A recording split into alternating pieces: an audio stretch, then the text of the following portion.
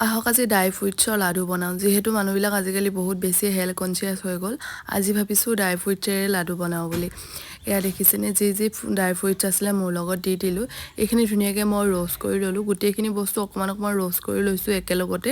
এইখিনি ৰ'ষ্ট কৰা হৈ গৈছে এতিয়া মই ঠাণ্ডা হ'বৰ কাৰণে এখন থালত উলিয়াই থৈ দিলোঁ এনেকৈ এইখিনি ঠাণ্ডা হ'বৰ কাৰণে ৰাখি দিছোঁ আৰু আনফালে মই অকণমান তেলো গৰম কৰি ল'লোঁ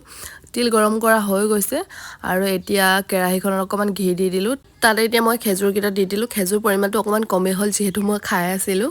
আৰু এইখিনিও ঠাণ্ডা হ'বৰ কাৰণে উলিয়াই পিনি অকণমান সময়ৰ কাৰণে থৈ দিলোঁ আৰু যোনখিনি ফ্ৰুইটছ আগতীয়াকৈ মই গৰম কৰি ৰাখিছিলোঁ সেইখিনি মিক্সাৰ গ্ৰাইণ্ডাৰত পেষ্ট কৰি ল'লোঁ আৰু ধুনীয়াকৈ এইখিনি গ্ৰাইণ্ড কৰা হৈ গৈছে